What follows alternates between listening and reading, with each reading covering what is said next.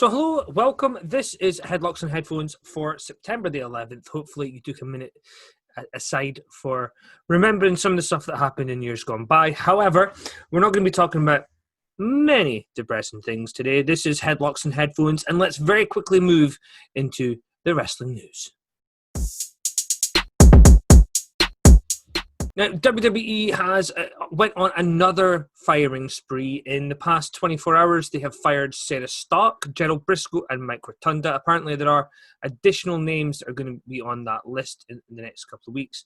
It looks like the guys that are being fired, I say guys, I want to rephrase that, the talents or the employees that are being fired are those that used to produce the house shows. Sarah Stark, Mike Rotunda, and Gerald Briscoe.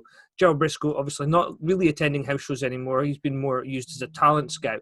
However, for the WWE to be releasing these people shows certainly, at least in the short term, a change of direction for how they're going to be booking their house shows.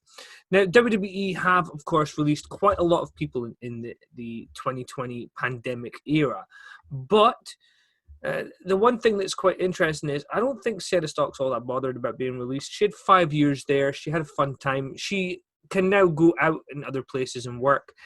Gerald Briscoe had a 36-year run in WWE, which is a much longer career than many people get. And Mike Rotunda, 15 years roughly, just over 14 years, nearly 15 years. He's been a producer for WWE. Obviously, he's going to be very happy with what his son's doing on SmackDown, The Fiend, but he shouldn't be all that unhappy about being released. He did join in 2006 as a producer, and I thought he joined a lot earlier than that. So for me, it's quite interesting to know he's only been there that amount of time. I thought he joined pretty much as WCW was finishing. Now, let's move on to something that isn't about people getting fired, which is NXT UK. It returns in 2 weeks. The 24th of September is the return. It's Thursday, the 24th of September. Kaylee Ray will wrestle Piper Niven for the NXT Women's Championship. Now, Kaylee Ray was on the list of people in the Speaking Out movement. The fact that it appears to have just been pettiness and name-calling perhaps being her saving grace, because that's something you can grow from. It's not nice, but at least it's something you can grow from. But NXT UK has announced the Heritage Cup tournament. Now, the details are quite interesting. It's going to be held under the 2 out of 3 falls rules, and it can last up to 6 3-minute rounds with a 20-second break in between rounds. Hallelujah! This is something that is so British that I think on the network, the Americans might get a kick out of this. I'm a big fan of these rounds. I'm a big fan of matches that actually kind of tell a story in themselves. You can have people getting 2 wins on the trot. You can have people getting 1-1, so it's a draw. It becomes the penultimate pinfall gets the win. There are built-in psychology points that you can have from these matches. Not only the fact that it does come across more competitive, becomes a competition, something which certain other brands are really lacking right now. However, they have announced some of the competitors: Flash Morgan Webster, Noam Dar, who's one of my favorites, Alexander Wolf, A-Kid, Dave Mastiff, Joseph Connors, and Trent Seven. Joseph Connors, he's got a great look. He's an asshole. I don't mean as a person. I mean, like the character, capable of being an asshole. I think they've picked some very good people there who will fit the British style, the World of Sport rules. I know they're calling it the Heritage Cup, but it's World of Sport rules. Noam Dar is somebody that I'm looking forward to seeing working under the rules there. However, we do have some bad news, which is somebody passing away. It's the legendary voice of TNA, Barry Scott. No, I don't mean the Sillet Band guy. I mean the guy that did the voiceovers for Impact Wrestling and TNA. The guy's voice was very distinctive. He did most of the video packages. The voiceover guys don't tend to get a lot of respect, and the voiceover guys tend to be ignored when it comes to the finished product. But if you think about the initial run of TNA, part of the presentation was that incredibly deep voice that was part of the video packages. Part of the success of the NWO was the voiceover that was used on those promos. So Barry Scott was an important part of what I really enjoyed about TNA. Yeah, the wrestling was unique, but the presentation was automatically different because they were using somebody that was an actual voiceover guy.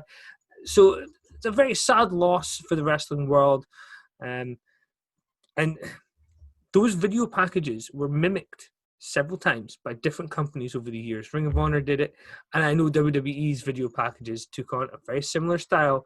So he was an inspiration in wrestling, and I know people will say, as a voiceover guy, he can't get that much respect. But you know what? He should, because part of TNA's influence on me when it started was this guy's voiceovers, because it's hard to not be intrigued when this guy seems so excited by it. Now, in terms of wrestling, the one thing that I find quite interesting is perception. Now, my perception of certain wrestlers is that they're not very good.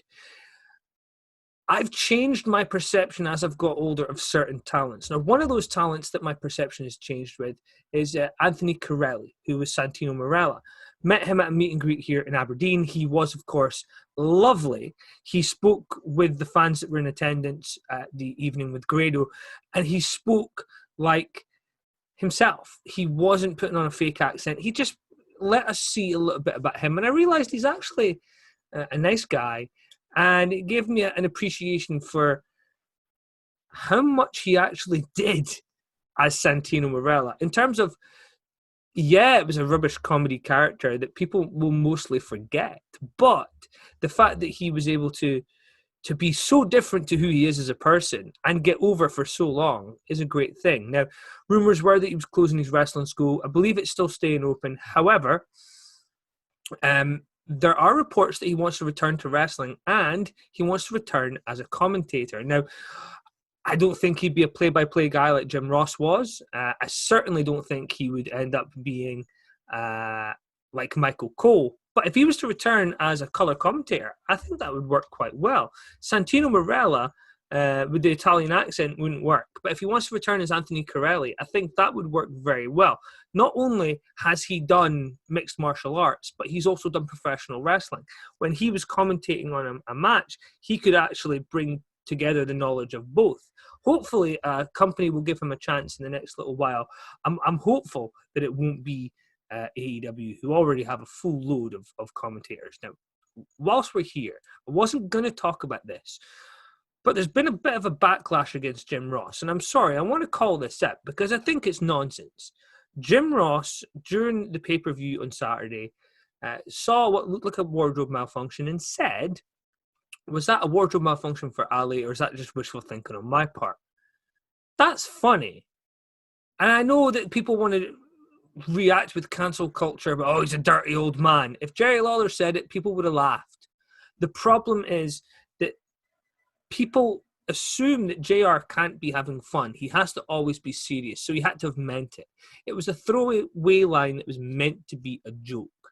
If you're watching AEW and taking everything seriously, then you're the problem, not JR. Yes, him and Tony Schiavone's commentary has been woeful. They are poking fun at the product that they're meant to be telling us is good. So I disagree with how they're presenting the product. But Jim Ross used a throwaway line that has probably been used 100 times before on shows, and people acted like little bitches on Twitter asking for him to be cancelled, just like they did with Jim Cornette on Twitter. This is part of the problem with Twitter. People can act any way they want. Now, somebody sent abuse to Jim Cornette. Jim Cornette responded, "Blow me." The person then said they were 16, and people were reporting Jim Cornette to the FBI. Get a life, people. He didn't mean blow me. He meant go away. It's a phrase. The fact that some people seem to take things so literally means, quite frankly, blow me. If you're not happy about that, report me for it. But blow me. It's not offensive. It's telling you to go away. If you stick around, you're the problem, not me, not Jim Cornette, not Jim Ross. These guys are there to entertain. He was doing a 4-hour pay-per-view. Yes, not everybody's going to like every line that's said during the show. If you don't like it, move on. Get a life. It's not that important. It's meant to be entertainment, apparently. Now, seeing as we're going to be doing an angry thing, let's look at something else that's a bit angry. Now, former Democratic presidential candidate Andrew Young shook up the wrestling industry last week when he said that WWE and their labor practices were illegal, following their memo that WWE talent were not allowed third-party contracts, not allowed third-party gigs. Now, obviously, WWE put out a hastily worded statement that wasn't actually covering everything they needed. AJ Styles has since noted that they're allowed to stream. They've not been told they're not allowed to stream, but streaming's fine. That's connecting with fans. What they're not allowed to do, of course, is go out and use apps like Cameo, which use their fame to make money. Whereas Twitch is connecting with fans, they view Cameo as a business that simply generates money. Twitch can lead to money, YouTube channels can lead to money, but the overriding aim is not for you to pay to watch. The money can come from revenue, from advertising, etc. So I think the clarification there, it comes from AJ Styles, who said he's been told that he's allowed to stream. I'm assuming Xavier Woods would be told the same. That show, Up, Down, Down, is great, but it's also in partnership with WWE in many aspects as well. Now, in a new interview, Chris Van Vliet interviewed Yang, and he expanded on his belief that WWE's corrupt business practices are long overdue for a change. Now, this is to do with the fact that they're classed as independent contractors when you work for WWE, and the problem there is the definition that an independent contractor should be allowed to go and work elsewhere. You shouldn't have, Kevin Nash has talked about this, the second that they tell you where and when you can work, you're no longer an independent contractor. Well, that's kind of missing the point, just a tad. With my radio background, if I were to get a contract with BBC Radio 1, I can't go and work for a radio station in Yorkshire unless I speak to my employer and get permission on it. There are clear examples where everything has to be run through the company. And people who say, well, that means they're no longer independent contractors. I'm sorry, but the entire reason you have a platform is the contract that you signed. The contract that you signed passes over your likeness and everything else to that company. You were more than happy to do so. And now you have an issue because you're not allowed to do a cameo for $200. The issue here is much bigger than whether somebody's an independent contractor or not. Yeah, I believe certainly there needs to be a move towards WWE talent, especially getting health insurance from the company. There being some kind of perks and benefits there. If we move towards a company that doesn't have house shows, I think we'll see a move towards some level of health insurance, and that can only be a good thing. It has to happen with a level of revenue WWE are generating. They can get something in place, particularly when you consider they already pay medical bills for staff, and wrestlers who get injured in the ring already have their medical bills paid so they can get back out and perform. You also have talent who get injured, who get jobs with WWE in the long term. Paige, for example, who is still employed by WWE and doesn't do very much, but she still gets a paycheck. Now,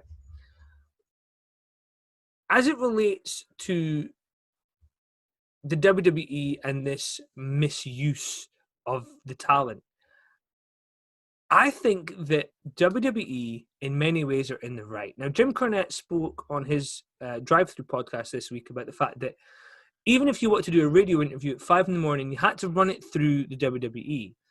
The reason is not because WWE want to control every aspect of your life, which is what obviously some anti-WWE people seem to believe. It's the fact that when you're a big company like WWE, you have partnerships with radio stations and advertisers. You have partnerships that one of your employees going out and working with somebody else without getting it signed off can damage a multi-million-dollar contract. For example, Lana was advertising an energy drink on her Twitter. Lana is listed as a WWE performer. That means WWE endorsed that product. No, they didn't. But on Twitter, that's what everyone's going to think. WWE control their advertising revenue. So when WWE have contracts, for example, with Coca-Cola or Pepsi, who also manufacture energy drinks, and one of the contracted WWE performers turns around and advertises a rival in the same marketplace, that impacts WWE. If you think WWE are in the wrong for protecting their branding, then much like with the cancel culture comment before, you're the problem, not the WWE. I'm not taking WWE's side in this. The talent do have a right to go out and explore other avenues. I certainly believe that WWE also have a right to protect multi-million-dollar contracts. The reason that talents are being paid at a higher rate than ever before is because WWE are generating more revenue than ever before. If WWE were to simply renegotiate contracts and put talent in a position where they don't feel the need to go out and earn this money, then great. Or if they were to reword the contracts so that talent knew the avenues they could take and the avenues they couldn't take, that would also be absolutely fair enough. The problem just now is talents. Okay, Xavier Woods went out and created his own channel. It's got over its success because it's an outside venture. People think that that should be cancelled as well. Xavier Woods used the name Austin Creed. That is not a WWE name. There should be no issue with him doing an outside venture. The issue would come if he was using that likeness. Now, in saying that, that seems fairly reasonable. You know, if Paige was to use her real name, she continues to use her Twitch channel and everything's fine. The problem came when WWE released their statement, their memo, which said that you actually don't have a real name anymore. WWE own your real name. People were up in arms about that statement. But in reality, they do. The way the contracts are worded, WWE own your real name.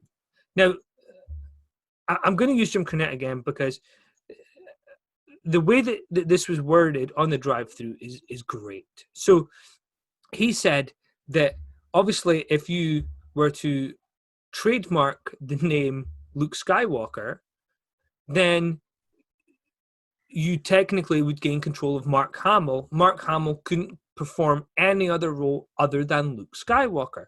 That's kind of how the WWE contracts are set up. The one issue I do have, though, is when people turn around and say, well, you know, WWE can't just own everything that talent come up with. But they can. And this is something that people don't understand about these rules. They say, well, that only exists if you're an employee. If you're an employee and you come up with something, that becomes the property of the company. No, even as an independent contractor, if I work for a radio station and I produce a jingle, who do you think owns the damn jingle? Not me. And I would be an independent contractor, even if I was paid one time for one jingle. That would be the property of the radio station. The issue that people seem to have is that AEW turned around and they kind of had a dig at WWE for this. And I think what people need to realize is AEW can have a dig at WWE for this. They don't have massive sponsorship. They don't have business partners that are giving them large sums of money. Yes, they have a TV deal, and that's great, and we will talk about that very soon. What they don't, however, have is a Pepsi pumping in millions of dollars. If they did have Pepsi pumping in millions of dollars, and Sammy Guevara was to show up one day drinking this, which conveniently the app has deleted, it's a can of Iron Brew. That is not a Coca-Cola brand. That's not a Pepsi brand. If my deal is with Pepsi and I'm drinking something else, I'm going to anger the sponsors. Do you think sponsors will take that for very long? No, they walk away. It costs the company money. If you're a billionaire with money coming out of your you-know-what, you don't need to worry about sponsorship for your vanity project. But that's what it is. If people are unhappy with WWE owning their likeness, don't sign with them. Plenty of people did that. Plenty of people did that. And this is one thing as well. So Renee Young, she had a little dig at WWE as well. And that pisses me off because I praised her away from the show and said, she handled her departure very well. This is a woman who rightfully was angry WWE backstage was cancelled, but the show was garbage. She's a great presenter, but the show was garbage. There was no audience for it. It was on a station that isn't going to attract the audience that it wants. But she handled her departure very well. She did everything she had to do in a professional manner. And the second that she leaves, she ends up becoming just like everybody else. And there is your problem. If you sign your contract, when she signed, she knew she was going to have to change her name because Paquette's apparently hard for people to understand. So she picked the name Young because she's a fan of Neil Young. She doesn't own the name Young because she was a WWE employee and asked to change her name. You're looking at, nobody has an issue with Renee Young not using the name Renee Young because it's clearly a character. If she goes else, when wrestlers left WWE, WWF to go to WCW, nobody was sitting writing to magazines, it's unfair that this wrestler cannot use the name Big Boss Man when they're in WCW, because clearly people understood back then. I don't understand why some people have forgotten this. WWF, WWE don't just put you on TV. They also invest a lot of money on you. You're put on the side of buses. You're put on the side of the transport vehicles. You're advertised. There's merchandise made with your likeness. This all costs money. WWE spend money for these wrestlers to make money. And yes, the company makes a lot of money as well, but that's how investment works. Talent put their body on the line. And obviously, I believe they should get health insurance. I just think that some people want a chance to moan about anything they can. And I'm going to moan about those people moaning. Now, Kurt Angle has been doing some interviews recently. He looks in great shape, by the way. And what he was saying is that he thinks that Brock Lesnar is tired of wrestling. And do you know what, Kurt? I want to be quite honest with you. And I want to say it's fine because wrestling is tired of Brock Lesnar. If he takes a year away, comes back for a retirement match, that will make big money. In front of an audience, I guarantee you that'll sell out a building, especially if we're told, Kurt Angle versus Brock Lesnar. Kurt Angle needs to find out one last time if he can go. He's in great shape. Kurt Angle versus Brock Lesnar. Kurt Angle retires Brock Lesnar. Two amateur wrestlers with a last match. I know Kurt's retired, but that would be a cool story. I think, in addition, if you're going to retire Brock Lesnar, you want to make a star, don't you? Keith Lee could do with that rub. That would be a great way to put him out. If there was a big match at the end of Brock's career, I would love to see that. Now, talking about big matches, Walter has been out doing some interviews, and he said that he would love to face Drew McIntyre in a match. Trust me, Walter, I think the fans would love to see that as well. Now, Walter did praise Drew McIntyre's ring style, and he said, I really like his style of wrestling. He's a big and tall guy, very intense. Here's the thing with Drew. I liked him because he's Scottish and he's a Rangers fan. His ring style, when he was first in WWE, it was clear he was trying to copy other people. He was taking things from other people. I think now he's kind of... When you see how he came about the Claymore kick, where he tried to drop kick somebody in leather trousers and he couldn't get his legs up properly, and then he went, oh, that worked. For me, that was a light bulb moment for Drew McIntyre, where he suddenly realized it's not about copying what other people do. I can create my own stuff. And when he did that, that's when I started to see the Drew McIntyre that I like. I mean, I liked him, but now I really like him. Especially when he went out on the indies, he went to ICW, he went to various places, and you got to see, probably turned up, but you got to see pretty much what the real person's probably like. And having met him, Drew comes across very well. When he walks into a room, he's exactly what you want in a main event guy. Everybody goes, "Oh, who's he?" You just know he's a star. So I'm a big fan of what Drew's done recently. But we're going to talk a little bit more about Drew when we talk about Raw. Marty Jannetty. Okay, so a couple of weeks ago, he said that he killed somebody. I want to read from his Facebook. So, I did not murder that man, Jannetty wrote on Facebook. It was just the beginning of a damn wrestling storyline. The storyline was meant to see Jannetty's friend, Darren Kelly, a former correction officer and wrestler, and it would be allowing him to redeem himself by serving justice on me to earn his stripes back. Now, he did say that he should have called the Columbus Police Department and cleared it with them so they knew it wasn't real. However, he didn't. Now, this is the part that's quite interesting. Now, so Jannetty goes on to admit there is some truth in the original story. That's how you add on, and it all seems true. I was 13 buying weed from a gay man in his car in front of the bowling alley we both worked at, and because a couple of other of my team friends went for the hustle, he might have assumed I would too. So in other words, the bag of weed for free, he certainly reached over and touched me down there, and I said, nah, let's go back to work. There you go. So it's based in truth. Jannetty is saying that the story never went that far, although it's rooted in truth. For me, why I don't see the benefit in that story at all. Jannetty trying to say that he killed somebody, it just furthers my belief that Marty Jannetty really needs help. And if people say, yes, but it was a storyline, that's fine. If you come up with a storyline like that, you clearly need help. There is no value long-term in that story. And that's something that for me is a bit of a problem. And that's something that happens every now and again in wrestling, and I'm not a fan. Now, the other week, I suggested you go and watch You Cannot Kill David Arquette. Great movie. Go out of your way. There's a really weird scene on the side of a mountain with everybody wearing masks, which is just one of the weirdest things you'll ever see in wrestling. But what I do want to point out is that David Arquette says his new film should shine a light on the world of professional wrestling, and he wants to help wrestlers transition into Hollywood. I find that point interesting because some guys are not struggling. John Cena's doing very well. Obviously, The Rock's doing very well. Batista, Hulk Hogan had a bit of a Hollywood career. The transition is possible.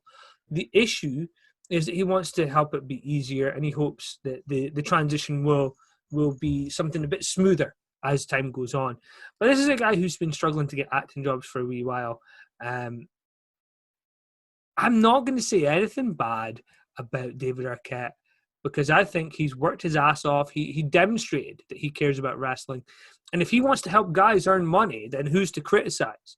The one thing that I have issue with is the fact that he wants to be the one to help people transition faster and easier.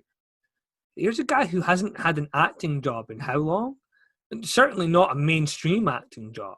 So how much pull does he have if he can help guys get over into the business but can't get a job himself? Anyway, that's just a sticking point for me with what is overall a very nice sentiment from David Arquette. And that would be the wrestling news.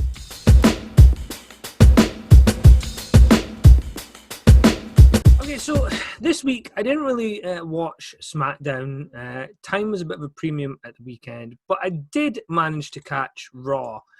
And overall, I have to say, creative on Raw has really stepped up. I'm a big fan of most of what they're doing. The exceptions are pretty obvious for me, though. So let's kind of go over some of the stuff that happened on Raw. So we opened up with a Randy Orton promo, and they're always either really exciting or meander on. This one was meandering. And then we hear an ambulance, and all of a sudden, Drew McIntyre shows up and comes out the ambulance. Now, it's been 2 weeks since we've seen him, and he suddenly steals an ambulance. And I know they love doing this. They did it with Becky Lynch, and I'm sorry, but it's stupid.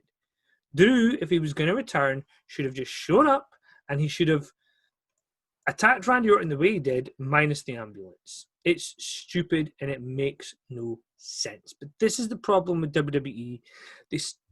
still think the hokey stuff that got over in the 90s is how you book a show, and it isn't.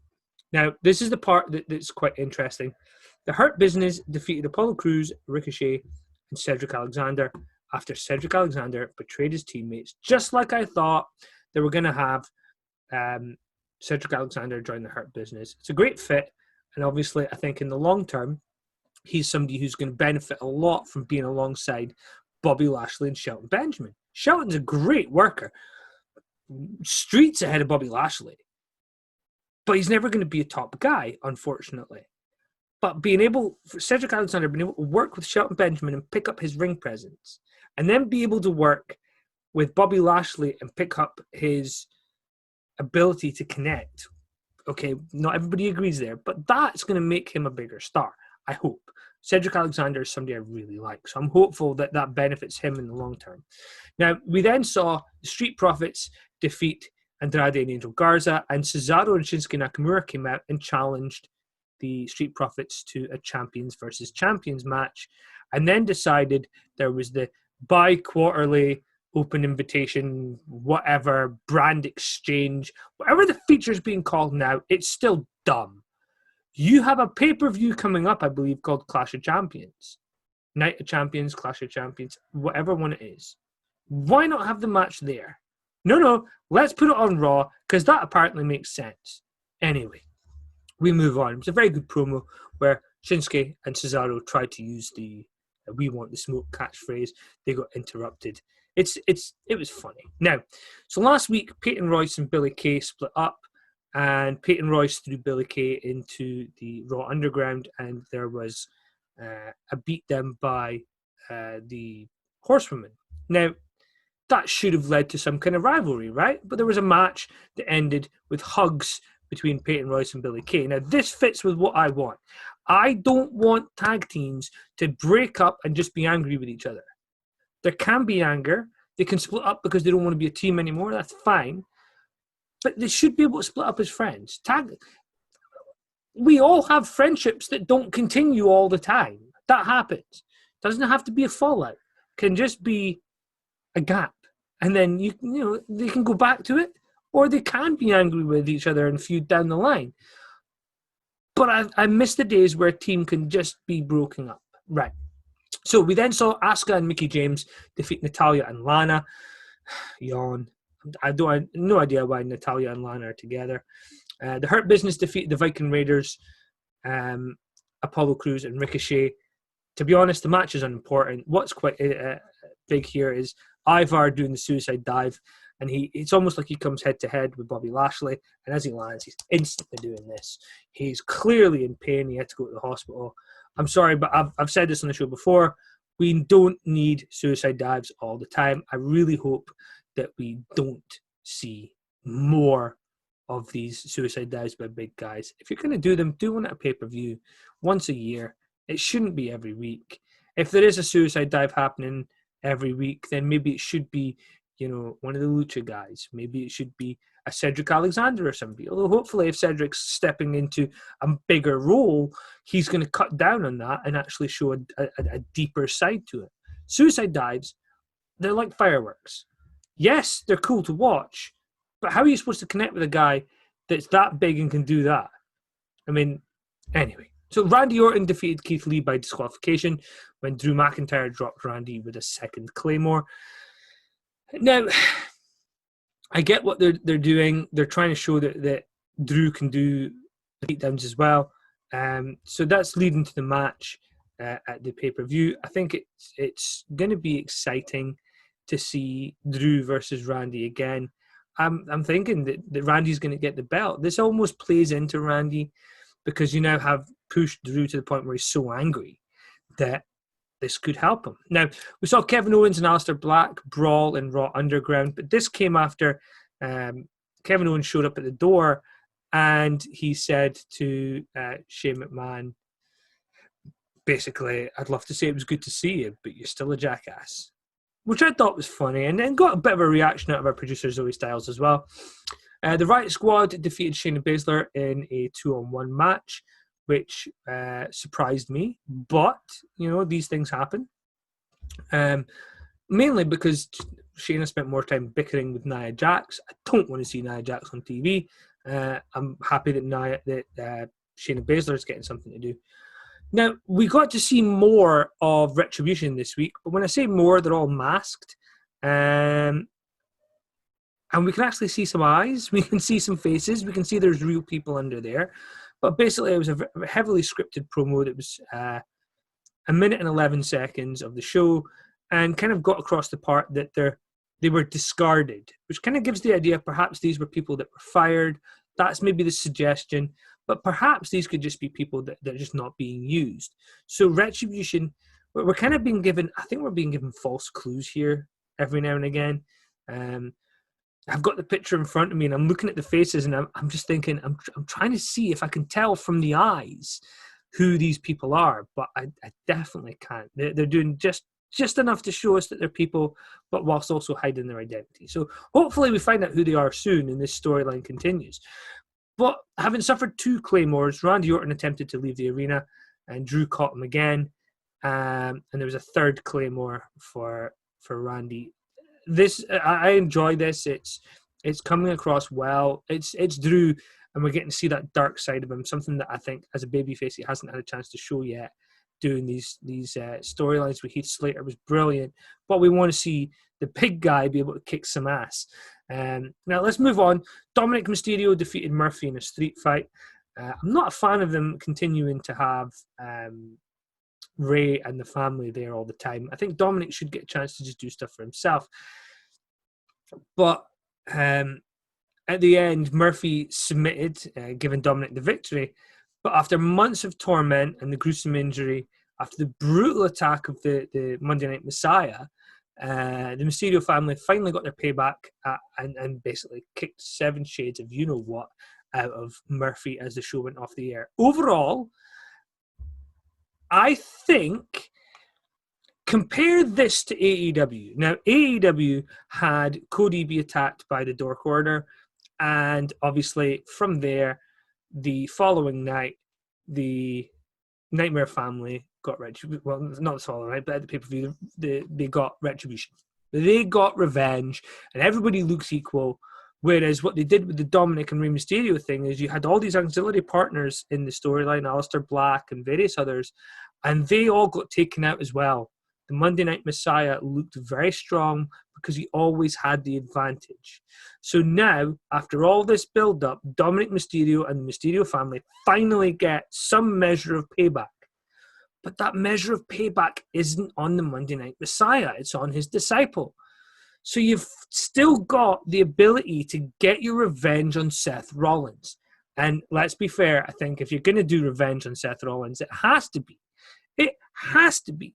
When his child's away to be born, you get the revenge, you can write him off TV, he can come back a healed man, and there's your babyface turn. Anyway, let's talk about the other WWE show that we managed to catch this week.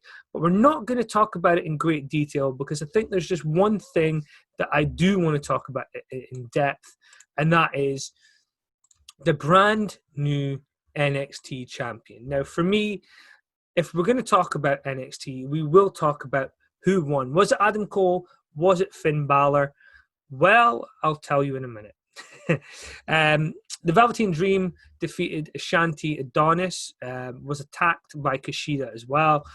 Bronson Reed defeated Austin Theory. Bronson Reed, he's somebody that if I was building NXT, Bronson's one of my top 3. Certainly if you're looking to pull the Undisputed Era out of there sometime soon, Bronson Reed's a big guy to step up. Roderick Strong defeated Killian Dane. Of course, there's still some tension with Drake Maverick. But what's quite interesting is Drake came out and saved Killian Dane from a beatdown in NXT.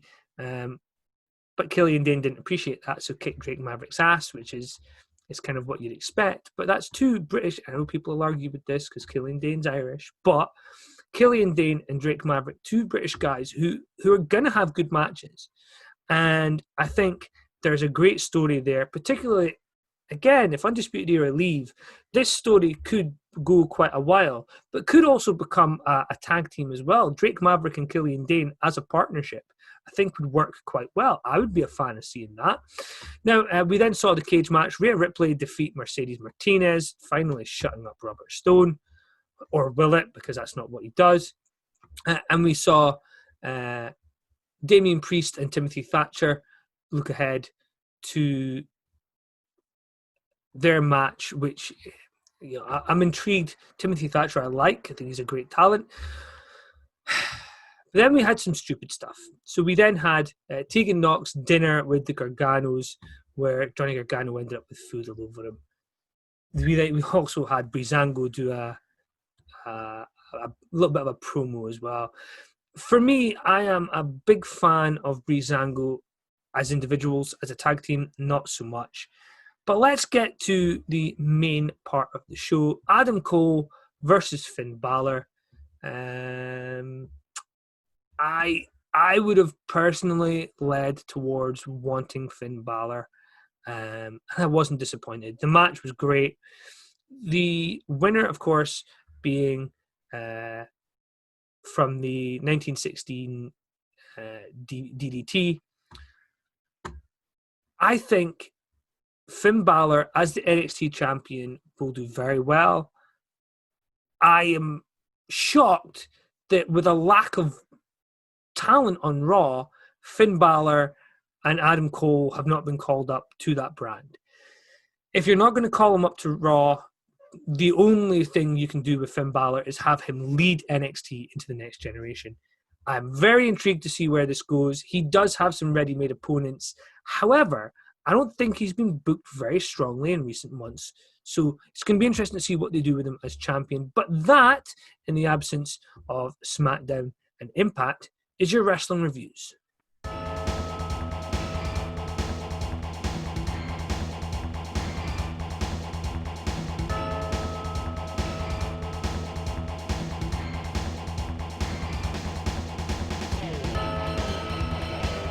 So thank you for joining me. Obviously, last week you weren't here for the go-home show for AEW. So AEW All Out on Saturday, one of those shows that I actually did predictions for in your absence, with an attendance of 700 to 750 people at Daly's Plaza in Jacksonville, Florida, on the 5th of September, rather. Just so many sevens in that previous part.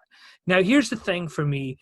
Having listened to Jim Cornette's review, I'm going to try and steer clear of some of the bits that Jim has kind of buried, because I do have a habit of kind of going after AEW and some of the bad things they do, and this show is going to be no different. So I'm going to try and not bury it quite as badly as Jim Cornette did. So if I take the pay-per-view duties, because I know you haven't watched it, you can take the post All Out Dynamite off my hands, and you can take charge of that one, right? So one of the things that's quite interesting is when we look at the AEW pay-per-views, one thing that I've been saying to you for a while is that the commentators seem to be kind of almost poking fun at what they're seeing in the ring, and obviously that's something we're seeing others saying as well. Jim Cornette said that on his show, and we know that some of the other podcasters out there are talking about the fact that the commentary seems to almost be, a nudge and a wink to the fact that they get this stuff isn't serious. It's almost like Tony Schiavone and Jim Ross have checked out. Certainly the addition of Taz has added some credibility. I love Taz as a commentator. The fact that he didn't get taken back to WWE is more an indication of the fact that he had an outside gig and didn't need to come back. But when you look at that commentary lineup, Jim Ross, Tony Schiavone, Excalibur, and Taz, at one point or another, that is the four people that share the duties for the English-speaking commentary. Now, the pre-show was done by Tony Schiavone and Excalibur. If you were watching the pre-show, you would have seen Joey Janela versus Serpentico. Safe to say it was not a great match. I think you should go out your way to see it if you haven't seen Joey Janela. What's your opinion of Joey Janela? I think that he has some good qualities in the ring.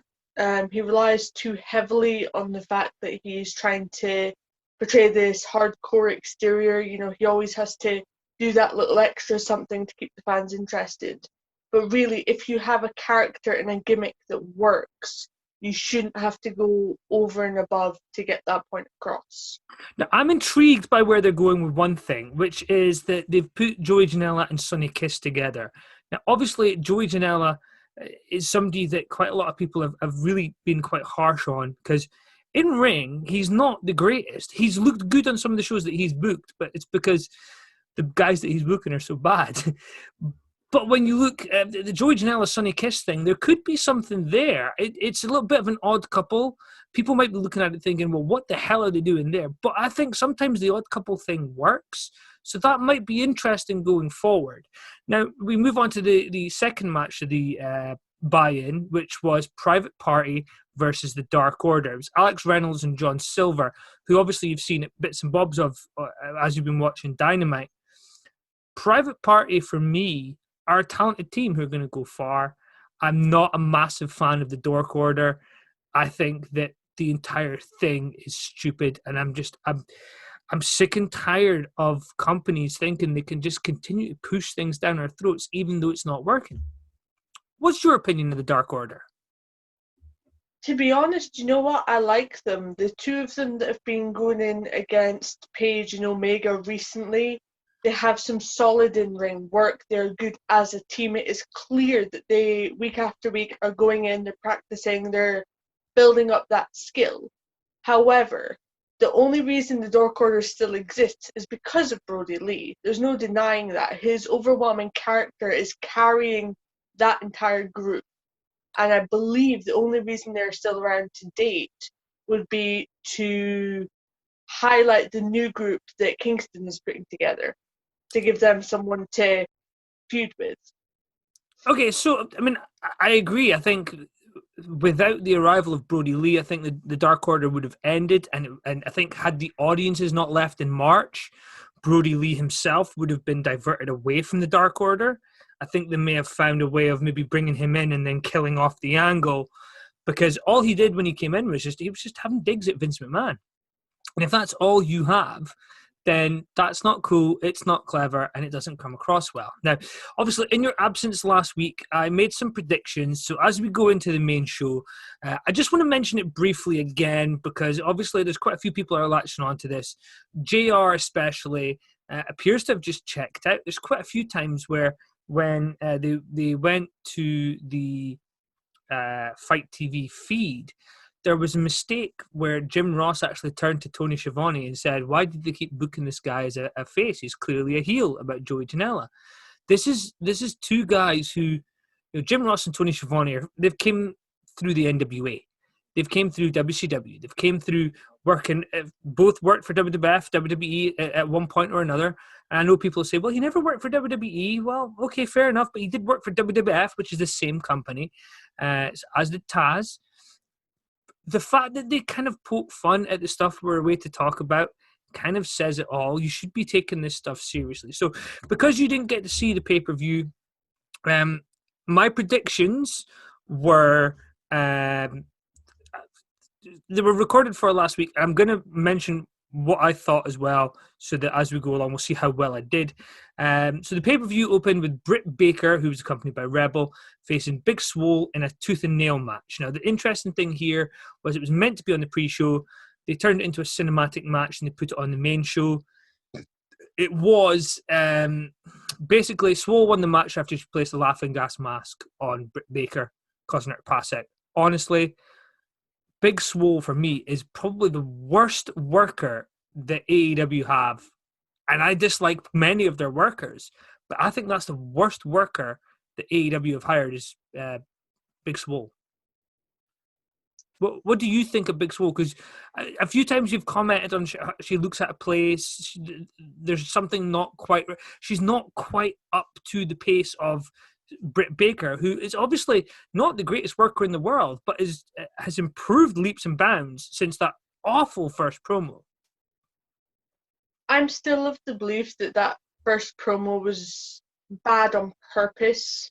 Not to say that she deliberately went out and did a bad promo, but she didn't give it her all, knowing that she could step up her game and it would appeal to the angle that she improves with the help of Tony Schiavone, which everybody really should, learning tree and all that. Tony is a great producer. This is the thing that people forget. People always see him as just a commentator, but here's a guy who's been in media for 35 years. So he knows what he's talking about if he comes and gives you advice.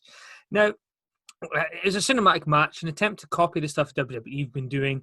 I haven't seen a single AEW fan have a go at AEW for trying to mimic the style that WWE used, particularly for WrestleMania. This is an attempt by AEW to copy them. But do you know what this is? This is, see when you go to buy a pair of trainers from Wish and you think you're getting Nike trainers, and what actually arrives is Mikey trainers. They're almost the same, but the second you actually see them, it's not, it's not right. And this was awful, which is a shame because I like Britt Baker. I think she's somebody who could have been really, really, really badly punished for appearing on the NXT TakeOver. But thankfully, AEW just were like, well, no, she was there supporting her partner. We can't punish her. We're going to move on. The 21-man casino battle royal. Now, do you know why it's 21? Because it's blackjack. There we go. What's really funny here is Jake the Snake Roberts was actually involved in the finish of this match. And he's the one who did the infamous promo that Botchamania have latched onto, which is him being drunk, trying to say, you want to play 21? I've got 22. The idea that he'd be here is just hilarious. Anyway, so the concept was that Eddie Kingston scared of snakes. So they show Eddie Kingston Jake the Snake's bag that clearly doesn't have a snake in it because we know what bags the snakes look like. Eddie doesn't really acknowledge it. And then later on, he does acknowledge it. And that's how he's distracted. And he's the last one eliminated. Eddie Kingston, for me, probably the top guy in AEW in terms of believability. In terms of star power, he still needs a lot of work to get that star power. But my prediction was twofold. One was the mystery 21st entrant, who ended up being Matt Sydal, Evan Bourne. But it turned out that he didn't win. My other pick, Lance Archer, did, with the help of Jake the Snake getting eliminated by Eddie Kingston. Now, that's not what I even want to talk about, because I do want to say that I did say on the show, if based on my prediction, if Lance Archer wins, that means MJF can't win the world title, because Lance Archer versus Jon Moxley is a pay-per-view match. Lance Archer versus MJF isn't. So, but if they have somebody coming in for that 21st spot that's a baby face, perhaps somebody defecting from WWE or somebody from New Japan or whatever, that could be the face against MJF, that would work. So that would be the two options that I had. Lance Archer won. But the takeaway, I did show you the clip. So although you haven't seen the whole show, you did see Matt Sydal's shooting star press. What did you think of the shooting star press that Matt Sydal is a great wrestler who can do that. We've watched the video of him doing it with the chest cam for WWE. He's great at the shooting star press. What do you think went wrong for somebody so good on their debut in AEW? Is it, pardon the pun, because obviously Jake the Snake was involved in the ending of the match, but do you think AEW are just snake bit? No matter what they do, something bad's going to happen? I think perhaps sometimes guys just get in their own head, and it's not even as if it's the pressure of the situation.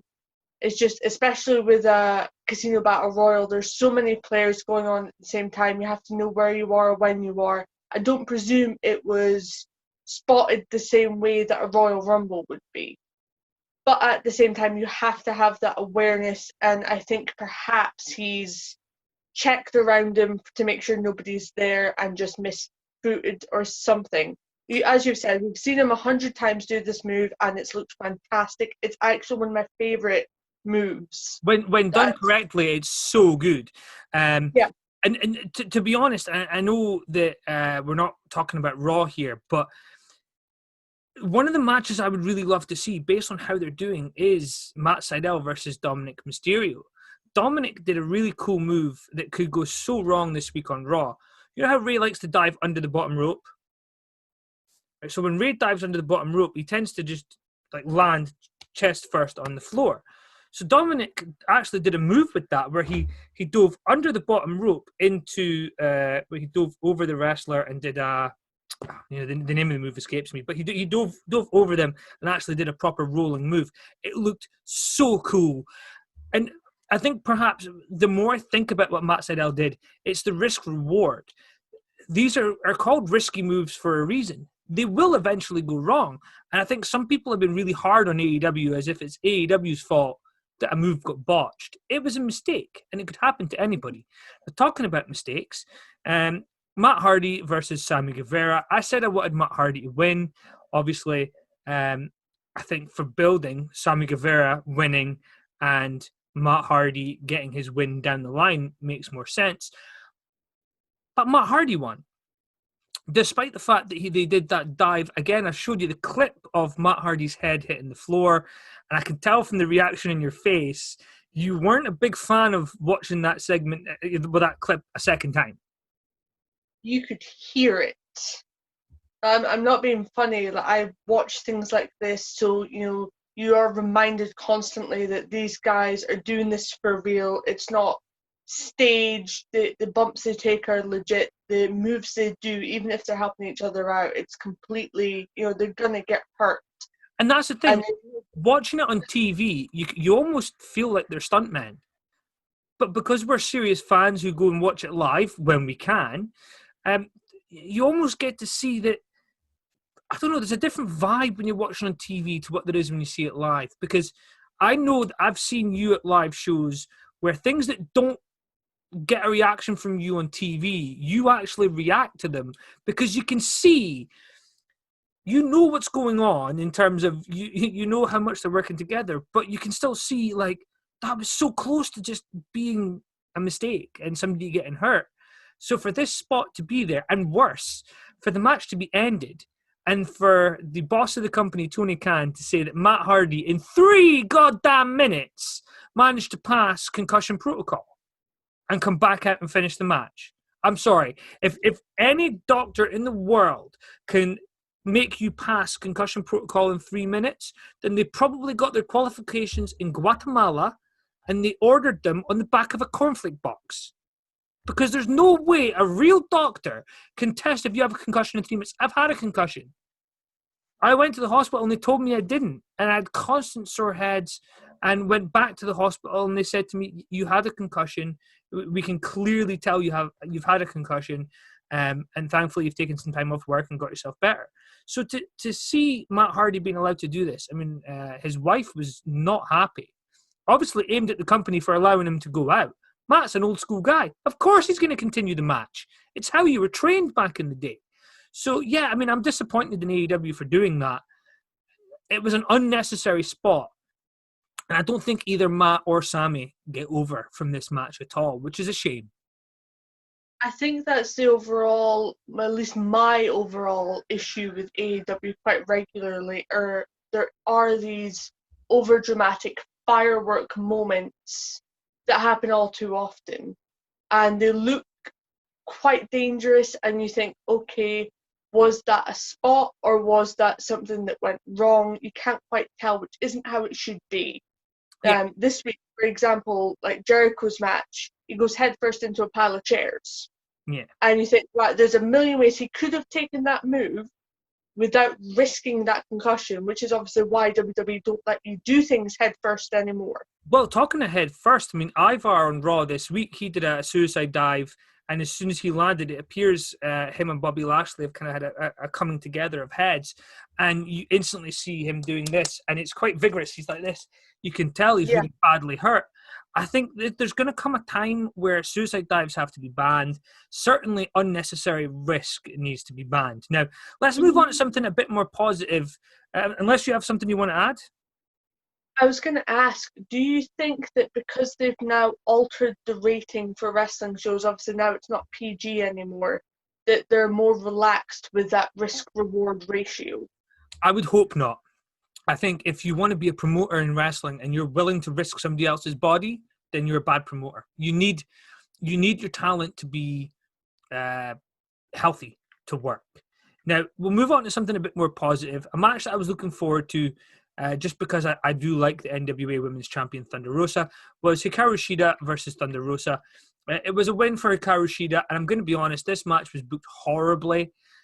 Both Hikaru Shida and Thunder Rosa are accomplished in their styles, but the problem here was they tried to have Thunder Rosa, who's a much more experienced wrestler, wrestle Hikaru Shida's style instead of Thunder Rosa actually leading the match and having Hikaru Shida make that comeback in her style. Because for me, the psychology of that would be Thunder Rosa can out-wrestle Hikaru Shida. There's a story. But Hikaru Shida is so hard for Thunder Rosa to scout because she doesn't know this style. And she gets beat by the Joshi female wrestling style from Japan, something that bit different that beats her. Instead, what we got was the most disorganized match I've ever seen. Now, talking about disorganized, we will talk about that in a second. We did also see the Dark Order, Brody Lee, Colt Cabana, Evil Uno, and Stu Grayson against Scorpio Sky, Matt Cardona, and the Natural Nightmares, Dustin Rhodes and QT Marshall. This essentially was an overbooked match that was designed to also give everybody in the program something to do. Hence, you had Ali was involved in the match at one point. Brandy Rhodes got involved in the match. In reality, if the story is meant to be the Dark Order are so big and they're going to destroy everything, why would the babyfaces here all get their stuff in the match? You know, you had Dustin Rhodes who got something on Brody Lee. There was stuff between Colt Cabana and Matt Cardona. Everybody kind of got their stuff in. And if they're able to hang on their own and they're able to keep up with the Dark Order, then why do they need Cody Rhodes to come back? Because they can clearly compete without him. But instead, what we get was a confusing mess. Now, talking about confusing, and I don't know if this happens on Dynamite, but the Dark Order is meant to be, you get converted to become a member of the Dark Order, right? So why is Colt Cabana still doing the old Colt Cabana gimmick? He's doing everything he used to do. If he's been converted, he should stop. I disagree. I think that it could work very well. It's the same principle as when you're a babyface and a heel. You should be able to cut the same promos and do the same style, but alter it so slightly that people instantly know, right, you're a face or you're a heel. In the same way, Cabana may be recruited, but it's his style that gets him over with the fans and elevates the Dark Order. But he shouldn't be getting over with the fans. The Dark Order are meant to be heels. He shouldn't be playing the old Colt Cabana. He should be letting the fans dislike him by cutting out the comedy, by being that Dark Order member.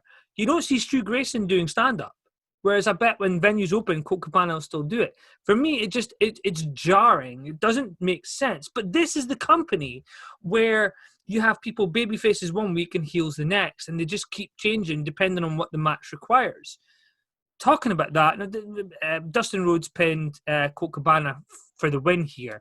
So obviously, you've now had the baby faces get the revenge. There's no future heat, which makes no sense if you're then going to have Dustin Rhodes versus Brody Lee in the AEW Dynamite, which obviously I know we're going to talk about briefly when we get to your show.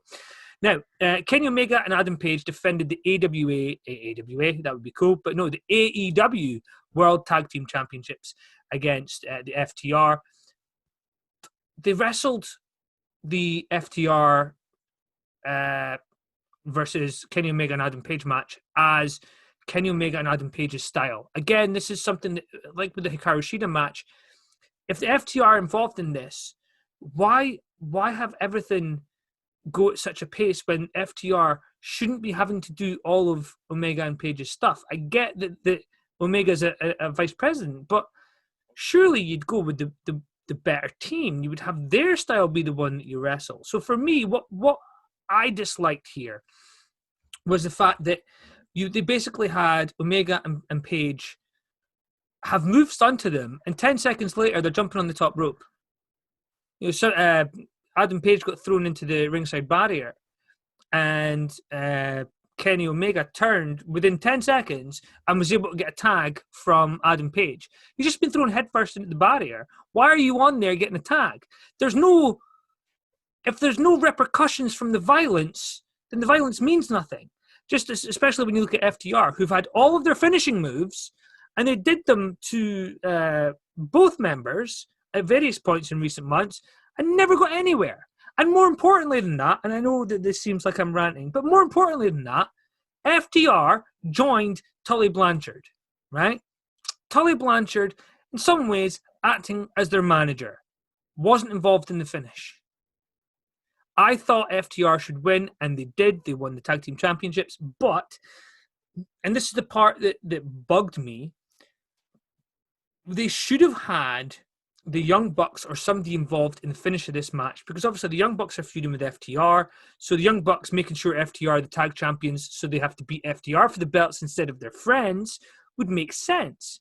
Instead, what we've had is Kenny Omega tell the Young Bucks that they have to choose between him and Adam Page, trying to be this whodunit.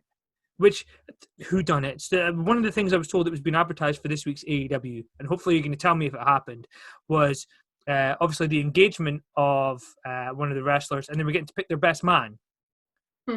Yeah, so I think now from the laughter, we're going to be mentioning that very soon. Okay, so in the match before the main event, Orange Cassidy versus Chris Jericho in the Mimosa Mayhem match, which saw Orange Cassidy perform the Orange Punch to Jericho whilst he was on the top rope, knocking him into the Mimosa, giving Cassidy the win.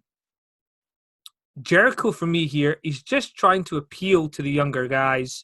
But think of it this way. A year ago, he still seemed like the Chris Jericho that was so good that no matter how bad some of the stuff was on the show, I said to you, no matter how bad the stuff is on this show, I'll probably still watch as long as Jericho's there. I don't get that anymore. What do you think? I think he's having to take a lot of hits for the younger guys, because while Cody and the Elite want to make the promotion seem as though they're upping the younger guys, they're building a new world order that is going to introduce all these talents and give everybody a fair shot, they still seem to be creating a monopoly of talent that are one-hit wonders, and then they've also got the regulars who aren't actually doing all that much. And lots of WWE guys as well, sadly.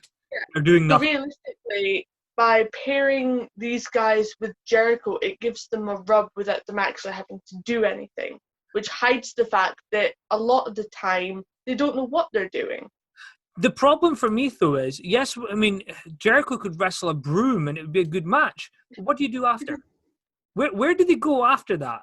What does Orange? I mean, who does Orange Cassidy go in against that makes this worthwhile? Well, you find that on this week's Dynamite. Okay, well, we'll find out in a second now. Obviously, we had Jon Moxley versus MJF. I disliked this match entirely. I was a fan of Jon Moxley when he was Dean Ambrose at the start. I was also a fan of his previous run as Jon Moxley when he was hardcore with an edge. Now he just seems so desperate to be a loose cannon and be a hardcore wrestler. MJF is the heel, right? We can agree MJF is meant to be the heel here. Jon Moxley is meant to be the face. MJF got jumped at the start of the match, got beaten up, and Jon Moxley got all his shit in. And then later on, when it looks like MJF doesn't stand a chance of winning, he gets bloodied open, and if a crowd was there, I think that the crowd would be cheering for MJF because he's taken everything that Jon Moxley has and he's standing much like Brett versus Stone Cold Steve Austin at WrestleMania, even down to the blood. You've done everything there for a double turn to make Jon Moxley the dastardly heel. Even worse, do you want to know what the finish of the match was? Wardlow jumped up on the apron. The referee was distracted. It was meant to be the ring being thrown to MJF. Because of the blood, MJF didn't catch it. He's searching for it. He turns into the Paradigm Shift, which was allegedly banned before the show. And Jon Moxley got the win with the Paradigm Shift. So for me, Jon Moxley and MJF have just done a complete about-face turn. And MJF is now the number one face. And Jon Moxley is the number one heel. But instead, the last 80 seconds of the match, it was basically Jon Moxley and MJF doing the way that they're meant to be, the babyface heel part. So it's almost as if they just kind of wanted to do all their stuff. and forget about the fact that there's actually a story to tell. And MJF not getting the belt because he got screwed by Moxley makes him sympathetic. I now want MJF to come out on Dynamite and talk about the fact that he got screwed over, because that makes him sympathetic. And now for me, I mean, I already liked MJF. So hearing how that finished, what do you think about, because obviously you know what comes after. What do you think about Jon Moxley, MJF ending with a win for Jon Moxley? They should have handled that a lot better. They had a massive opportunity to have this match where it wasn't necessarily so hardcore. You know, they could have some proper wrestling, and then maybe Moxley gets the win because he's a little bit violent. Or he gets the win because MJF's tried to be violent and it's failed. It had to be that, again, that one-shot moment where you go, oh my god, I can't believe what just happened. I can't believe this is, like, he's still champion. Or I can't believe he's lost the belt. Really, I agree at this stage MJF shouldn't have got the belt. I'm with you there. Moxley should have retained. MJF fights somebody new. I mean, Moxley goes on to his next challenge, and then they meet. Lance Archer had come out. For me, the finish should have been Lance Archer coming out and he beats up MJF. He turns around, he looks directly at Jon Moxley and says, "You can thank me later," and walks away. For me, MJF got screwed over. It's the exact same outcome for MJF. But Jon Moxley's next opponent, the winner of the Casino Battle Royal, is Lance Archer. You've now put the two of them in the ring, and Moxley can be pissed because now he doesn't hold that clean victory over MJF. Brilliant storytelling. Instead, we get this confusing mess, which seems to sum up AEW. Now, before I finish, I did miss one match from the card. The Young Bucks defeated Jurassic Express, Jungle Boy, and Luchasaurus. For me, everybody seems a big fan of Luchasaurus. The biggest star in that team for me is Jungle Boy.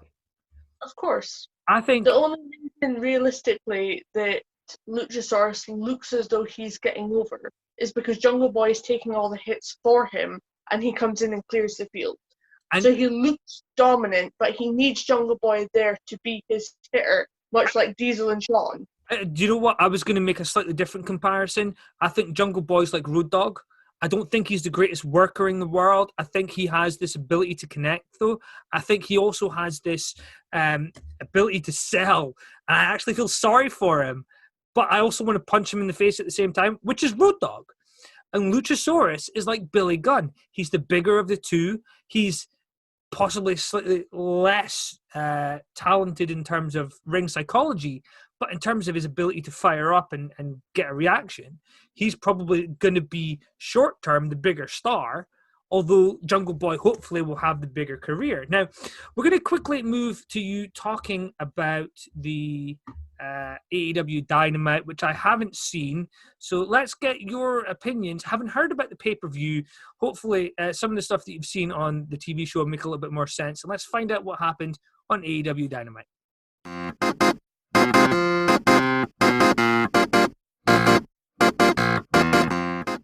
Well, with AEW Dynamite this week, obviously it's the September 9th, which was yesterday. It actually had quite a lot of content, which I was really impressed with. For weeks now, I've been saying, there's a couple of matches and then tons of bits in between that don't seem coherent. They don't seem like they're building anything. But they actually did introduce some new story this week. So this is what's interesting. So you did watch last week's one, but obviously you weren't available for the show. So the go-home show for the pay-per-view, you didn't see as having enough to drive you towards the pay-per-view. Is that what you're saying? I think certainly, again, compared to weeks previous, where it seemed like an empty kind of, they're chucking stuff together for the sake of it, there was actually some kind of rhyme or reason to last week's show before the pay-per-view, where they did make a point of taking every match on that all-out card and putting something together that would tell you exactly what was coming up for the pay-per-view, which is something that they haven't done with the last couple, and something I actually liked because it shows that they have a direction. However, we are still getting matches that seem quite empty. We are still getting characters that have no place being there, and quite realistically, I wouldn't be watching this if it wasn't for the fact that I'm doing the show. Well, that's interesting to hear. Now, I've only seen a couple of the things that happened um, in regards to AEW Dynamite. One of them is the attack on a commentator, and the other one is the debut of a former WWE star.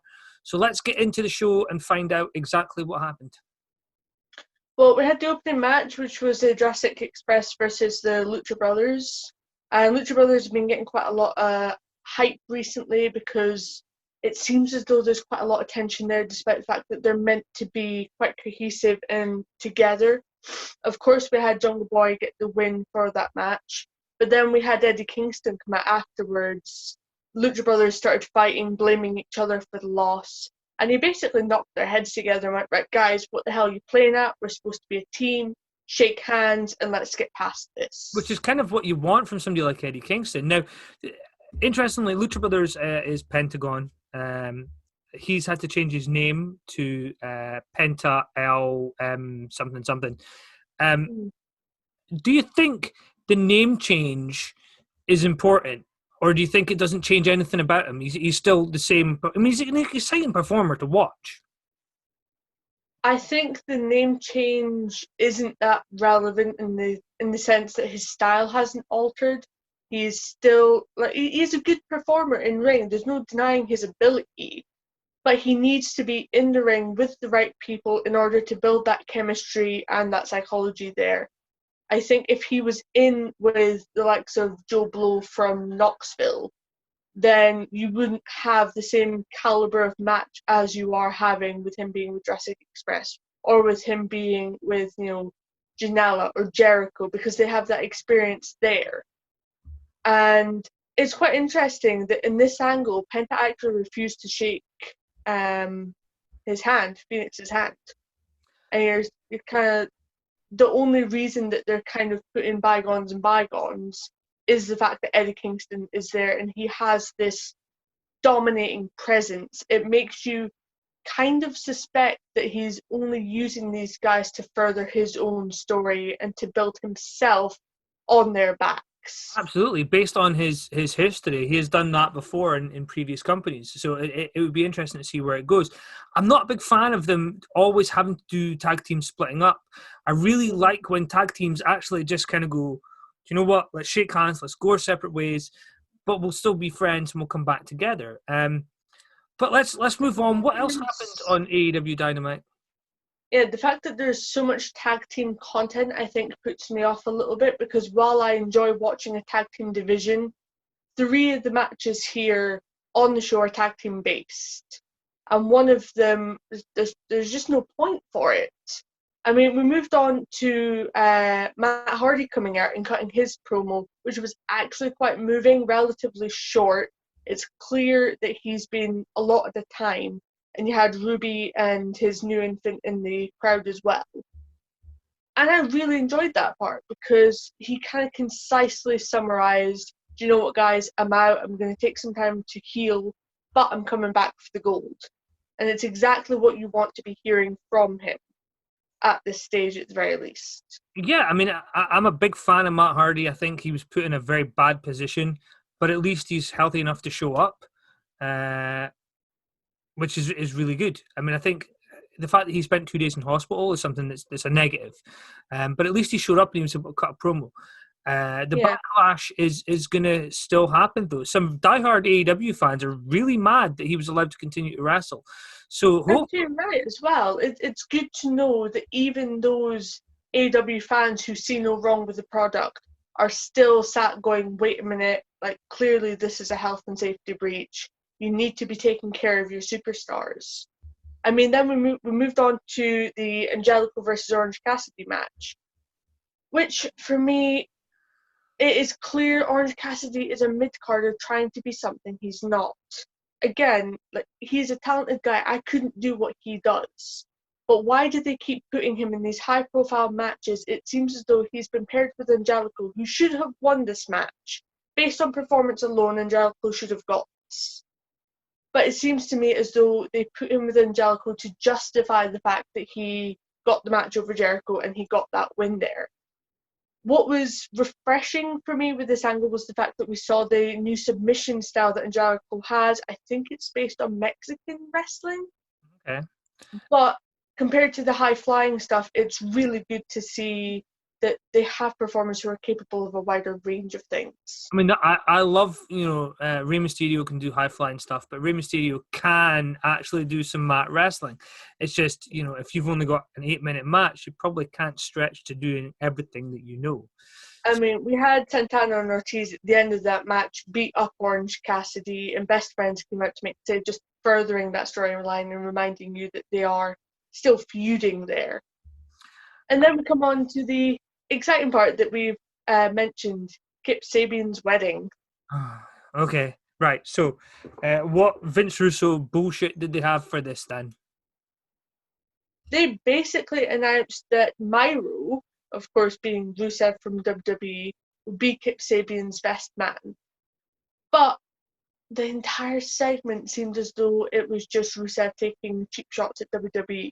He referenced the fact that WWE can stick the brass ring up their rear ends because he's going to make it big in AEW and he is all in for the win. Like, he was making references to some of the pay-per-views. It's clear he's been coached on what to say.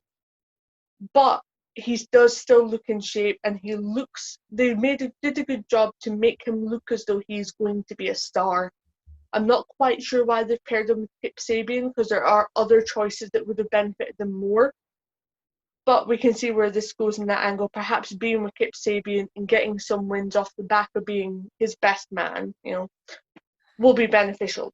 I mean, it's just for me, it's a story designed to get somebody on air that doesn't need to happen. I mean, there's a guy who the fans were behind in WWE. If you're bringing him in, why was he not the 21st guy in the Battle Royal and won and faces Jon Moxley? That would be huge. Instead, he's kind of throwaway in a nothing Vince Russo style. Yeah, he's a side thought for somebody else's story. For a mid-carder's story. He's a side thought mid-carder. In fact, not even a mid-carder, because Orange Cassidy would still be classed as a mid-carder, whereas Kip Sabian features mostly on AEW Dark, and I'm going to be honest, really, when he features on Dynamite, it's only because of his partner, so that they can have somebody that looks relatively attractive on the show every week. I mean, that's just me. That's my opinion. I mean, I will give AEW their due. One of the criticisms I have of Raw and of SmackDown is the fact that they don't flesh out the mid-card stories very well, and they kind of leave some matches just for the sake of being there. They top-end it a little bit too much. The fact that we are getting some depth into that mid-card is refreshing, but it needs to be done the right way to be appealing long-term for the fans. And I certainly don't think you'd want to be putting Rusev as a mid-carder. I mean, I know he's going by Miro, but if you were having somebody like Miro, you'd want him to come in. The money you're spending, you want him at the top of your card. He's not coming in for $100,000. So what else happened on Dynamite this week? We had Janela and Sonny Kiss against Jericho and Hager.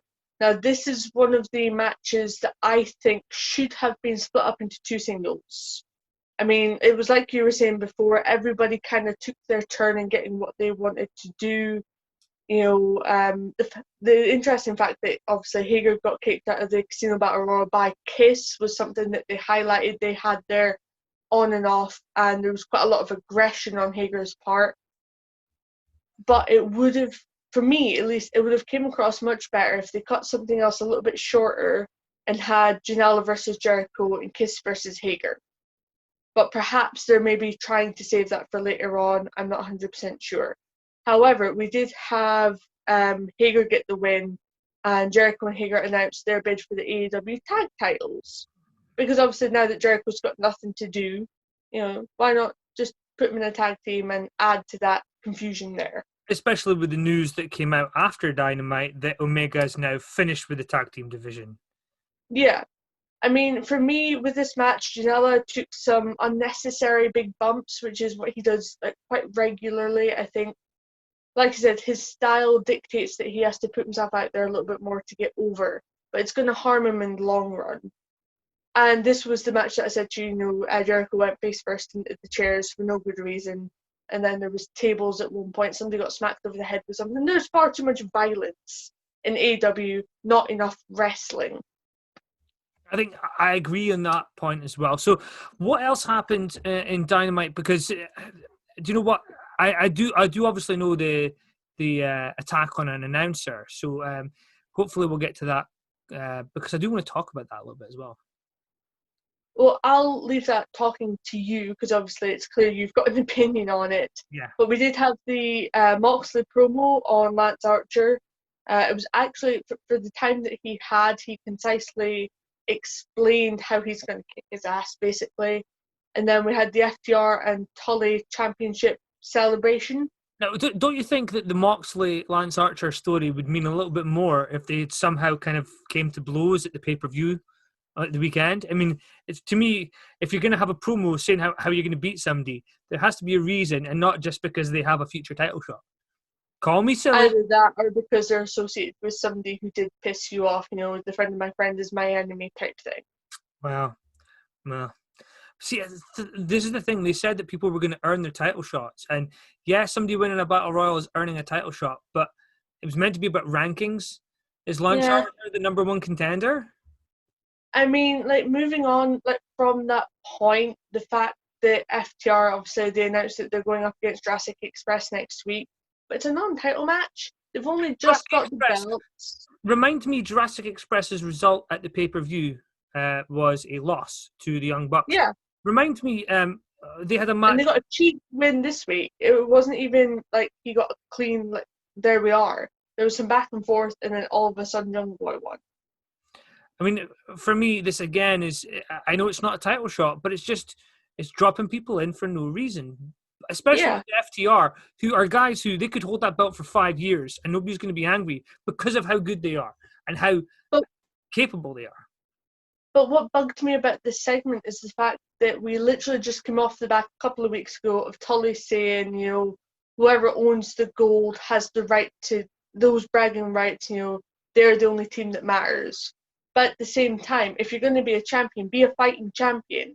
Those belts should have been on the line and said, right, even if it was an open challenge and Jurassic Express took it up. Although neither of us are fans of the open challenge concept. They can at least turn around and say, right, we've got them now. We're not going to mess around. Come and get them if you think you're good enough. Which is exactly what Tully was aiming for. Which means he's misplaced in this entire segment where he kind of goes, oh, hey, you got them. Well done. See you later. Yeah, but see, that's the thing. I mean, if you've got somebody like Tully, Tully should be somebody who's kind of almost taking you into the war room. He's maybe not coming into the ring with you, but he's in the war room and he's saying, this is the plan. If you stick to the plan, you'll win. And then when you lose matches, you have to divert from that plan to show that Tully is the tag team expert. That, for me, is how you use Tully Blanchard. I mean, we've got 2 matches left. We had Tay Conti versus Nyla Rose, which was basically a squash match for Nyla Rose, throwing around this girl it's her first debut on AEW Dynamite as well. They haven't used her in donkey's years, but we're expected to know who she is and why she's there. Because everybody apparently knows everybody in wrestling. This is what Meltzer is guilty of. Everybody knows everybody because Meltzer knows them. And that is a problem. They'd spend so little time building people up. And WWE are guilty of this. Let's not kid ourselves. WWE dropped Keith Lee onto Raw and expected everybody to know who he was. When in reality, the vast majority of the Raw audience do not care about NXT. And that's just the plain simple truth. So if somebody appeared in the Mae Young Classic 3 years ago, there's absolutely no way that an AEW fan is going to know who they are because they're not watching WWE product. But, I said to you before, I'm a huge fan of Nyla Rose. I believe if you ignore the social justice element of her story, when she wrestles, when she performs, booked in a certain way, think Awesome Kong, booked in a certain way, she could be the number one star they have. Instead, the obsession by Kenny Omega in young Japanese schoolgirls has totally destroyed that women's division. I think that they did try to make her look like a good competitor here. They were trying to build her as the number one option because then she basically beat the crap out of Tay Conti after the match after she got her win. And she had come in for the save. Just, again, reminding you that there is some kind of story there, and they're not just booking it by the seat of their pants. Well, I mean, to be honest, I think they are, because the thing that bugs me about this is what we're left with is we should be fearful for Hikaru Shida that Nyla Rose is gonna destroy her. This But is like instead we're kind of sat going, right, okay, does Shida have a shot? Like you were saying with the pay-per-view match, Shida could have came over a lot better honing her craft and actually putting across how good Japanese wrestling is. yes, Because it is. There's a massive amount of skill there. and what's really fascinating for me with that match, just to divert a little bit back to that, Thunder Rosa is an incredibly talented woman who can wrestle, in several different styles. So had she been used properly and have her exert even the Mexican style or the American style, but exert the American style over Hikaru Shida, she dominates as the NWA champion, showing traditional wrestling can win. And then Shida pulls something so unique and stands out. And I think the problem is AEW want to appeal to the people who like Japanese wrestling. And the problem with Hikaru Shida is not her level of ability.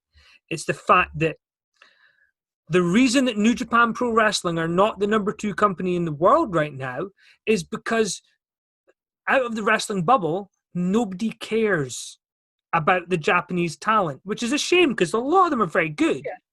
But there's just no connection. I mean, it's mostly with the Americans, but they just don't care about anything that isn't American. I mean, I will give AEW their due. Last AEW Dynamite last week, Thunder Rosa was in a very good match. She looked as though she was going to be strong. She was going to take on Shida, and it was something to invest in. But she was in there with Serena, who happens to be a former WWE trainer, former member of the Straight Edge Society, incredibly talented at what she does.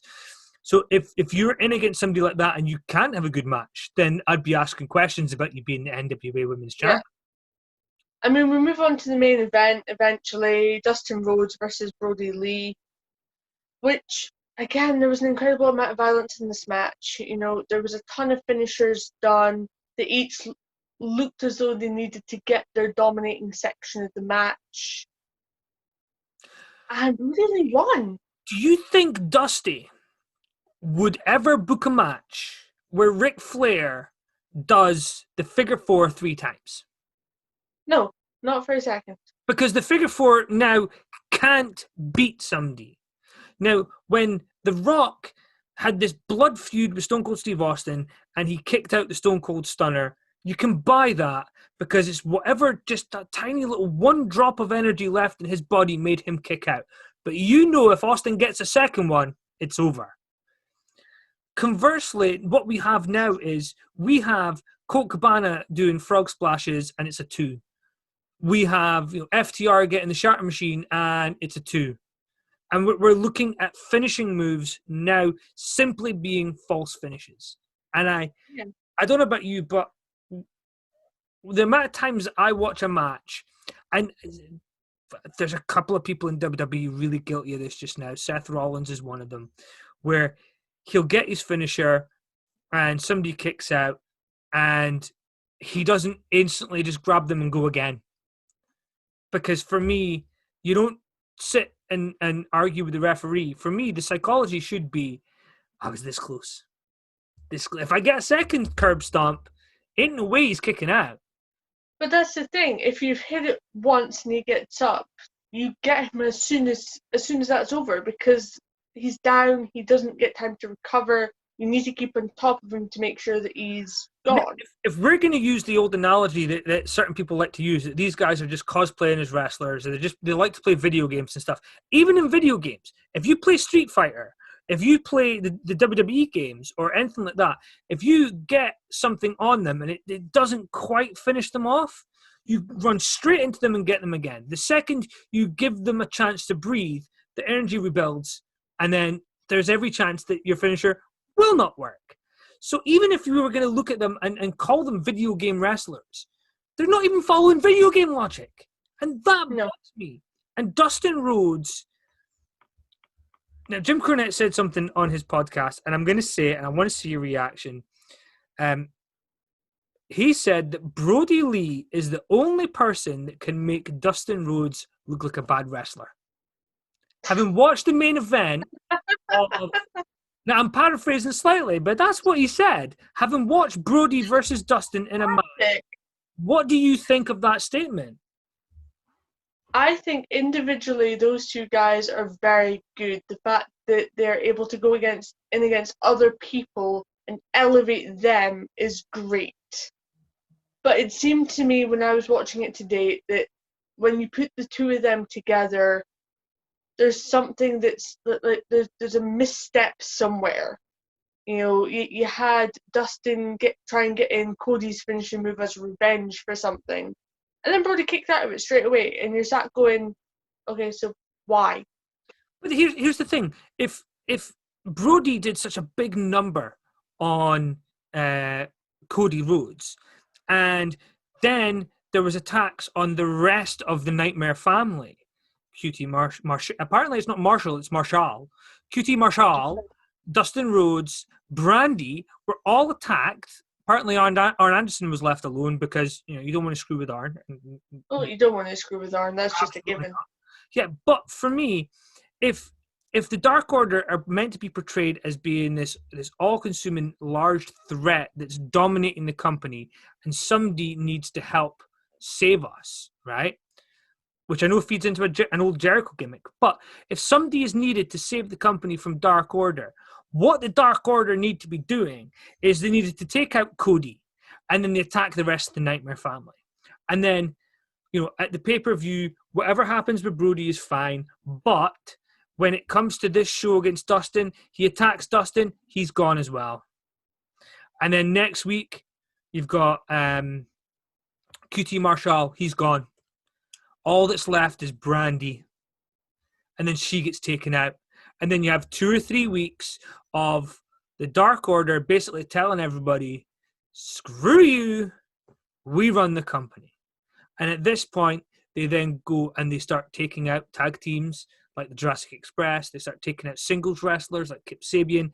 And then when it looks like they're destroying the company, and you have them injure more people and take them off TV. And that's when they come out to cut a promo. And at the top of the ramp, one by one, QT Marshall, Dustin Rhodes, Brandy, Cody, and now the fight's on. Now we're going to get to see, yeah, you attacked Cody and you took him out. Yeah, you attacked Dustin, you took him out. You took us all out one by one, but now we're together and we have a common enemy. We're going to get you. And that can lead to a big 4-on-4 match, because I know they like doing all these cluster big man matches. I hate the 4x4-on-4s. I really do. So overall, you were more impressed with this AEW Dynamite than in previous weeks, although not flawless. Yeah, absolutely. I think they did a good job of actually getting the content on there. They, when you write an essay and you're told always refer back to the question at the end of the paragraph. With every single match in this card, they referred back to the fact that there is a bigger story, these characters mean something, and is going somewhere for the next time they face off. And there was some hype promos, the graphics that come up as well to tell us what's going to be happening next week. And the promos were good. The fact that they were short, they were to the point, and they didn't have a lot of time to waffle or to have something bad happen that completely changes everything. It was refreshing. However, they're still... If something shocking happens every week, it's no longer shocking. Now, you've heard the story from ECW, right? The one where... I believe it was Jim Cornette, actually. I mentioned him again, but he got a phone call asking if he would show up at the ECW arena for a booking. And he's like, no, I'm not an ECW guy. And I believe it was Chris Candido that called him and said, listen, we need something as a surprise. And Jim Cornette says, well, why not let the surprise be there's no surprise? If there's a surprise at every show, it's no longer a surprise. And I think that's a solid logic for AEW to look at. If every show has somebody being a fight being jump started, or a storyline just being so extreme it's ridiculous, then nothing's extreme. with ECW, everybody thinks that everything was flaming tables with HIV needles and everything, right? When in reality, yeah, I know, I went for the extreme, but in reality, on those same cards that you had Balls Mahoney versus Axel Rotten, you also had Dean Malenko versus Eddie Guerrero. Okay, those may not have been matches on the exact cards, but for context, you would have had such great wrestling on those shows. People weren't just attracted to the violence. Speaking of Guerrero, that's something that I actually forgot to mention. Vicky Guerrero is now on AEW in Nyla Rose's corner. But they're not a retirement home for ex-WWE talent. Now,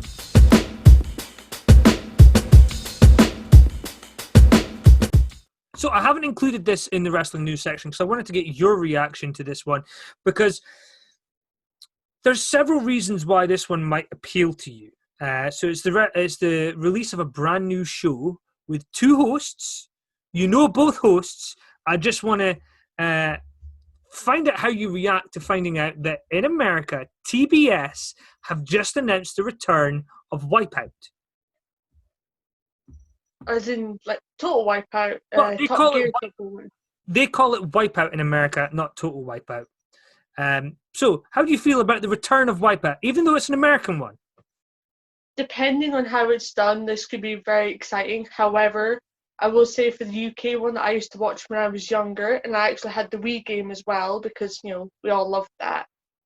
The humor in that was, you know, it was haha, people are falling over. However, it was Richard Hammond that made that show what it was. They need hosts that will do the same with the American brand. I am very happy you said that, because I think you're going to like both hosts. Now, I know you're thinking to yourself, Wipeout, how is that wrestling related, right? That's what you're thinking. I can see that in your blonde hair right now. You're thinking, how the hell is this wrestling related, right? That's what you're thinking. Yeah. How did you know what? I'll have to admit, since we did cover it a couple of weeks ago, I feel as though my IQ has dropped a little bit since Going Brighter.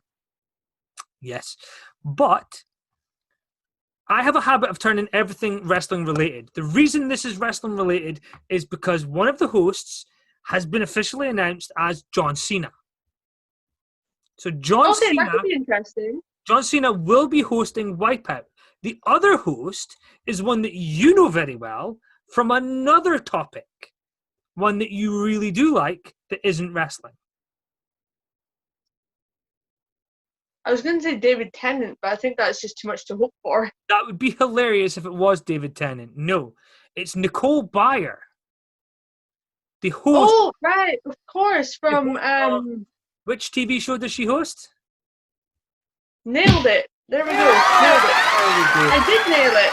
Yes. So the host of Nailed It, Nicole Byer, and John Cena are going to be the two hosts of Wipeout when it returns to TBS. I believe it's next year it's returning. So they are going to be filming very soon. How do you feel about that? Do you think that's a good partnership? I actually do. I said in my video game review again a couple of weeks ago that when it was my Mr. Hogan, Mr. Nanny review, that when I first watched 12 Rounds, I didn't know John Cena was a wrestler. I just thought he was an actor, and I liked him because of that. The fact that he does get to show that other side of his personality where he's not just tied into this cornered gimmick will be really interesting to see.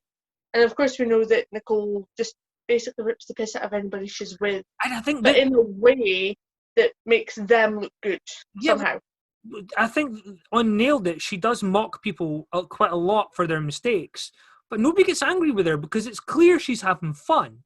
It's clearly meant to be entertaining. So I think that's going to be a very good show when it actually airs. I'm debating, I don't know how many episodes it's going to be, because whilst it's always hilarious to see people fall on their ass and just make a complete prat of themselves, at the same time, how many episodes of Nicole can I take without thinking, man, I want to punch her in the face? Okay, so what about if I just give you some information about the show, and then you can kind of make up your own mind. So basically, the Reimagined series will return with new format twists. Each game's been designed into 3 rounds and features a 3-stage obstacle course consisting of multiple strategy and decision points designed to further challenge and wear out the stamina of the competitors. The big red balls are back, just so you know. Cena said, I couldn't be more excited for what's in store for this radically absurd show that is its own fair share of legendary faceplants. The power of Wipeout is its ability to gather people of all backgrounds for fast-paced physical fun. Bayer said, now more than ever, we need fun and laughs. And there's nothing funnier than people falling over giant red balls. Wipeout is truly insane, and I'm tickled to be part of this beloved show's comeback. Now, Richard Hammond used to do studio pieces and then narrate the show. I'm assuming they're going to have John and Nicole kind of split the role of the kind of venue side announcer and then narrator. It would make sense for John to be the narrator and then to have Nicole do the poolside stuff, because then she has a very good habit of bringing out a different side to these. Because obviously we've all seen Wipeout. We know that the competitors, although they're physically like far beyond what we are and we don't have the balls to do what they do, they're also a little bit wacky. You know, they do the big funny poses, and I think a lot of my childhood was spent doing Takeshi's Castle, Fort Boyard, Ninja Warrior. So I am like really excited to see this coming back. It's good to have a few things in the next, couple of weeks, couple of months to actually look forward to. Do you know that there was actually 130 episodes of the American series between 2008 and 2014? Normally, the Americans tend to do 22, 23 episodes. That might be a bit much when it comes to what... Yeah, for what it is. But that might be much if you're binging it. I think if you're going to be watching it, 1 hour a week, 30 minutes a week, 45 minutes a week, whatever it is, that probably wouldn't be that big a slog. So I think it depends how you end up watching it. But I think the fact that TBS are involved is quite interesting, because they do have a reputation for taking shows and making them something. They don't mess with the formula, but they also try and reinvent it so that a new audience can be interested in it. It's going to be, and certainly, I think because obviously Dylan watches a lot of YouTube videos, having him sat with me on the sofa watching people fall on their face, it's going to just be hilarious. Absolutely. So you're excited to see John Cena and Nicole Bayer host a new series of Wipeout? Absolutely. It's good to see that John is taking his reputation from WWE, similar in the way that The Rock did, to open doors to the general public. They can watch it and go, oh, who's that guy? Oh, he's a wrestler. Let's go see what it's all about. And do you know what's really fascinating, though? He actually has kind of followed The Rock's footsteps. He's been in Fast and Furious 9, and he was announced not long ago as being in the Suicide Squad film as well. So it's quite interesting to see John Cena is having a fairly decent career post-WWE. But thank you for your reaction to Wipeout. And hopefully we're going to have no more bad news between now and next week. But hopefully we'll have some... Do you know what? See when Wipeout airs, can we actually do a review of it on the show as well? That sounds fun. Yeah, definitely. It'll make a refreshing change. Yeah, it's still technically wrestling related, so...